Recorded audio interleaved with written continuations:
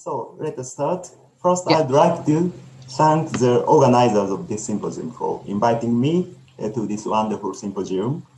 The work presented in this talk has been carried out in collaboration with Yuji Mochizuki Group at Rikyo University and Kaori Fukuzawa Group at Hoshi University and Yuto Komeiji at AIST, Yoshio Kiyama at NIHS, and Shusuke Tokutomi at Kobe University. So this work is concerned with the application of HPC to the COVID-19 issues. In particular, search for inhibitory drugs against SARS-CoV-2. So some target proteins of coronaviruses have already been identified, such as main protease, RNA-dependent RNA polymerase, RDRP, and spike proteins, and so on.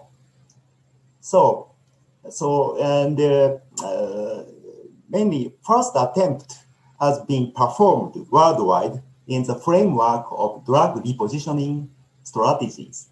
For example, lopinavir and ritonavir for main protease, remdesivir, favipiravir for RDRP. And in addition, the development of effective vaccines is intimately associated with the structural properties of spike proteins. So, concerning the biomolecular simulations for drug discovery, roughly there are three ways. For example, docking simulations, molecular dynamics simulations, and quantum chemical approaches. The docking simulations are very fast, but often inaccurate. MD simulation is currently standard, but sometimes suffers from some inaccuracies concerning the force fields. And quantum chemical approaches provide accurate descriptions of molecular interaction, but demand high computational costs. So in this study, we employ fragment molecular orbital method, FMO method, that enables highly parallelizable accurate MO calculations for large biomolecular systems by dividing the system into a collection of many fragments.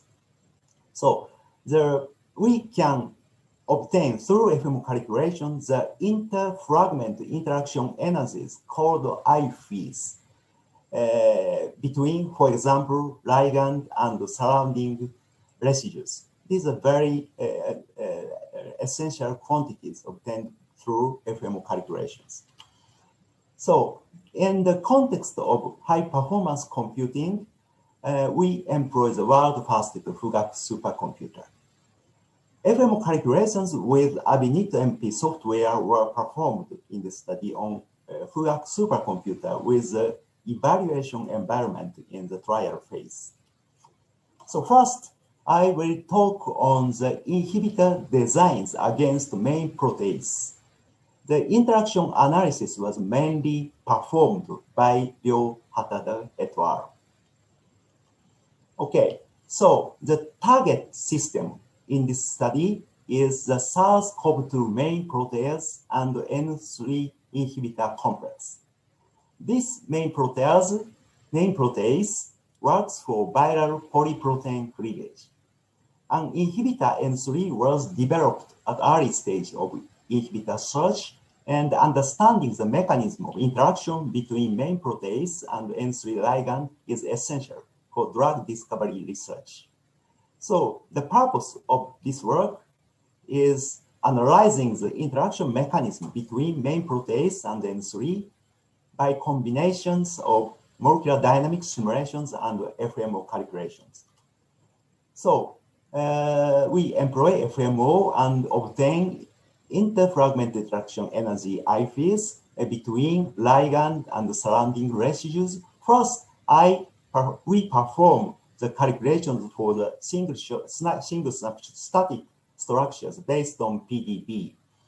And afterwards, we further perform molecular dynamic simulations to generate the many configurations over time under hydrated conditions. And by performing FMO calculations for multiple structures obtained by MD, more realistic analysis considering structural fluctuations is possible.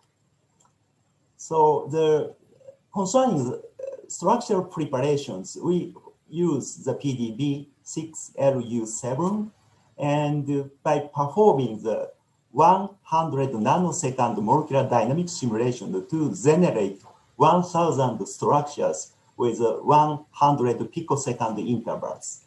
And FMO calculations was performed with ABITMP at the level of MP2 631Z star. And we compare the I-phase between static structures and dynamically averaged 1,000 structures. And in addition to I-phase, we also analyzed PIDAR for the energy component decomposition, such as electrostatic exchange, charge transfer, and dispersions. So in this case, the ligand was divided into 5 fragments, as shown in this figure. And it is noted that there is a covalent bond to the cysteine 145 of main protease in this case. So this is a result for the static structures concerning the fragment 3. So there is the crucial interactions between ligand and the surrounding amino acid residues, such as glutamate 166 and glutamine 189, something like this. And in these cases, the electrostatic hydrogen bond-like interactions play a key role. So concerning the fragment number 4, we have found these results for I-phase between the ligand and surrounding residues. And we can find these crucial amino acid residues which interact significantly with the ligand. And especially for the histidine 163 and methionine 165, we find important interactions. So next, turning to the dynamical structures, this figure shows the dynamical structural fluctuations of ligands in the pharmacophore, interacting with the crucial interactions with these amino acid residues.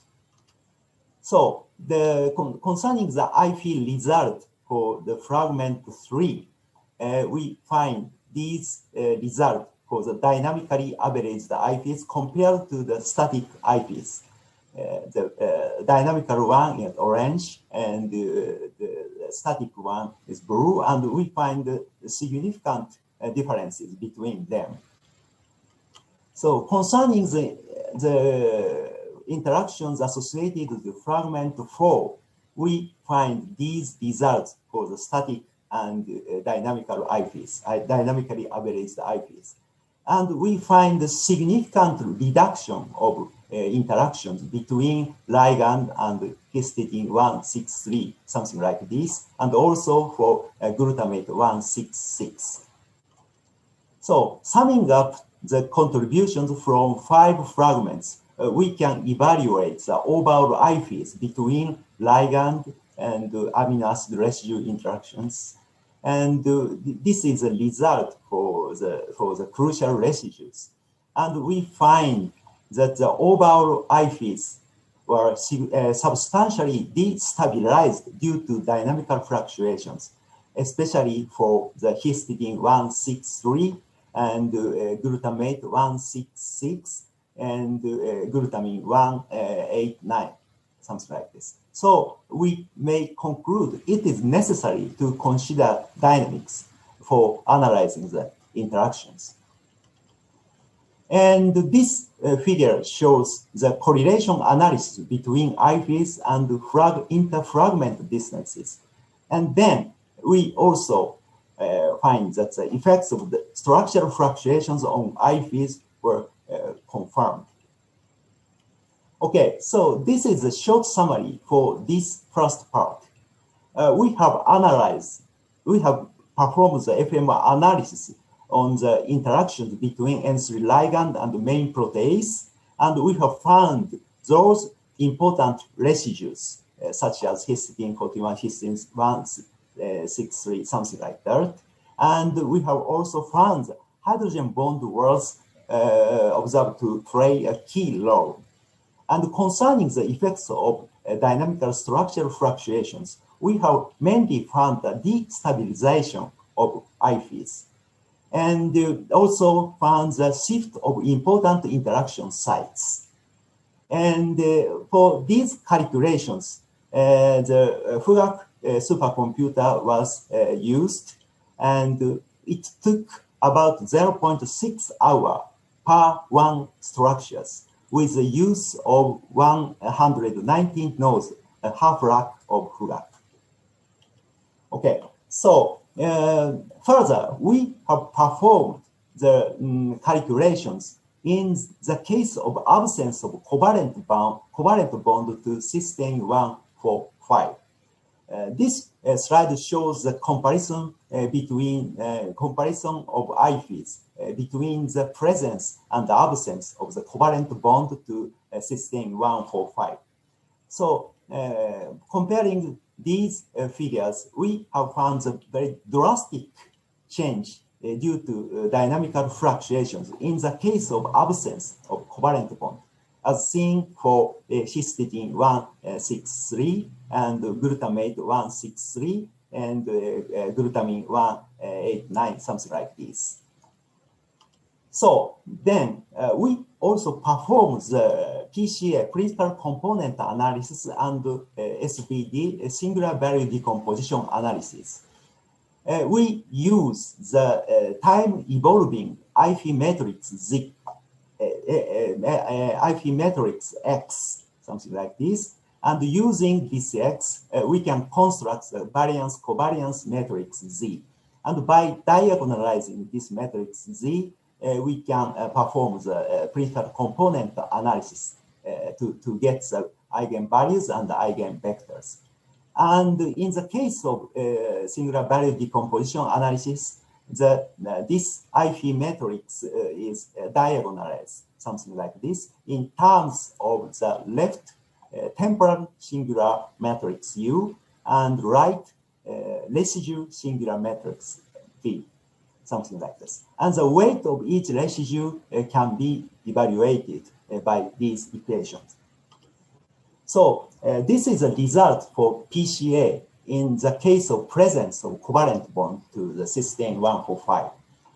This figure shows the distribution of eigenvalue, and these shows the eigenvectors Pc1 to Pc3, showing the crucial residues to work for the significant interactions between ligand and residues. And we can pick up the important residues, something like this, for each interaction mode, mode 1, 2, 3. Next, this is the result in the case of absence of covalent bond. And comparing to the case of presence of covalent bond, we find that the cooperative interactions with multiple residues are more significant compared to the case of the presence of covalent bond. And we can also pick up the crucial amino acid residues to be engaged in these interaction mode 1, 2, 3, something like this. And these figures shows the comparison between the presence and the absence of covalent bond concerning the root mean square deviations over the 100 nanosecond molecular dynamic simulations for main protease and N3 ligand pair. And we find the significant conformational changes at around 30 nanoseconds in the case of absence of covalent bond, something like this. So we perform the SVD analysis, and this shows the SVD results for the temporal eigenvectors in the case of presence of covalent bond. And in this case, we find that homogeneous behaviors over the whole 100 nanosecond temporal range, something like this, for the eigenvectors 1, 2, 3. in contrast, in the case of the absence of covalent bond, we find significant features in terms of the eigenvectors SV2 and eigenvectors SV3 that shows the remarkable phase change observed at 20 nanosecond and 40 nanosecond respectively. This is an outstanding finding revealed by SVD analysis, which shows, which correspond to the significant conformational changes. So these tables list the crucial residues with higher weights detected by SVD. So in the case of absence of covalent bond, these amino acid residues associated with eigenvectors 2 and eigenvectors 3 shows the important residues working for the conformational changes. Okay, this is a short summary for the Pca and Svd analysis part. And we find the dynamic cooperativity and ligand residue interactions can be detected in terms of Pca and Svd. Ligand is observed to be sustained by collective interactions with multiple residues at multiple sites dynamically, thus indicating the dynamical interaction fingerprint. And SVD can also detect the non-equilibrium temporal variations of conformational changes in ligand protein system. Okay, the final part is concerned with the energetics of spike protein. The interaction analysis was mainly performed by Kazuki Akisawa et al. Okay, so spike protein is known to be located at the surface of coronaviruses, which consists of trimers ABC with 1,100 residues each. And receptor binding domain RBD of spike proteins binds to S2 receptor, something like this, and understanding the mechanism of infection at molecular level through the binding of RBD of spike protein and S2 receptor of human host cell is very essential, and this information is important for the development of vaccines and other therapeutics.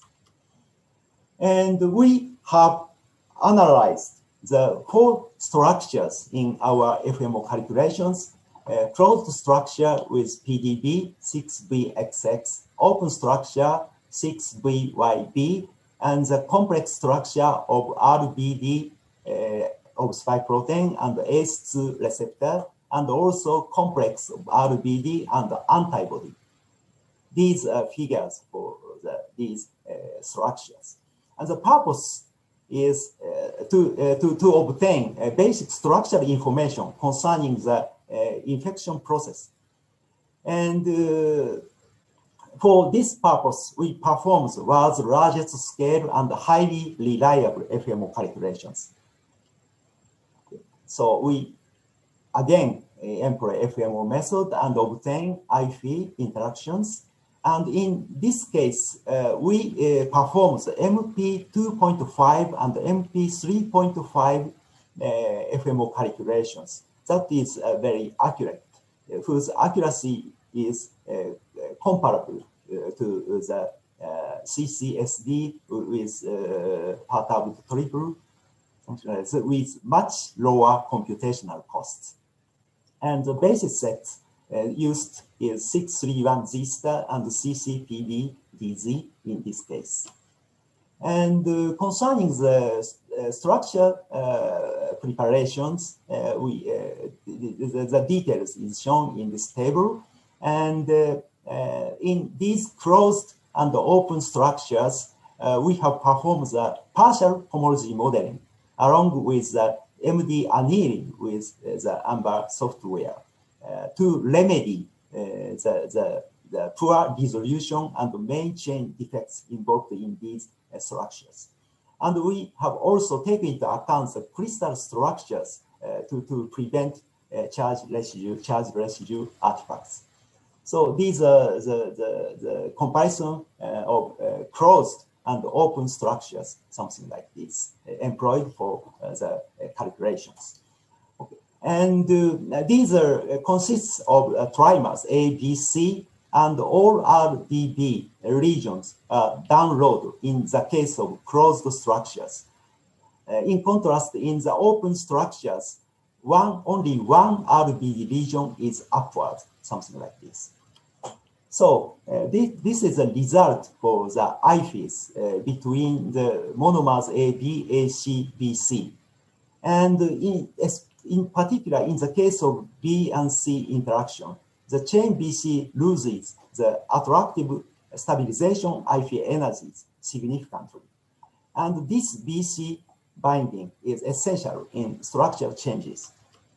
So this shows the I-phase result for the interaction between RBD and all other parts in spike protein, and especially for the B monomer RBD region, the energy, stabilization energy lost significantly.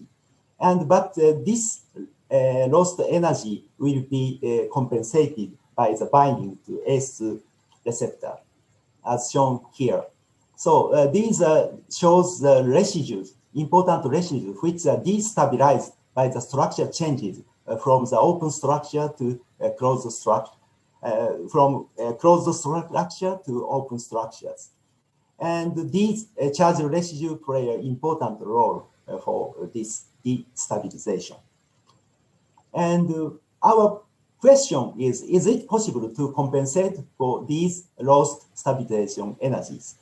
So we also perform the calculations of the the complex of RBD to ACE2 receptor and B38 PAB antibodies.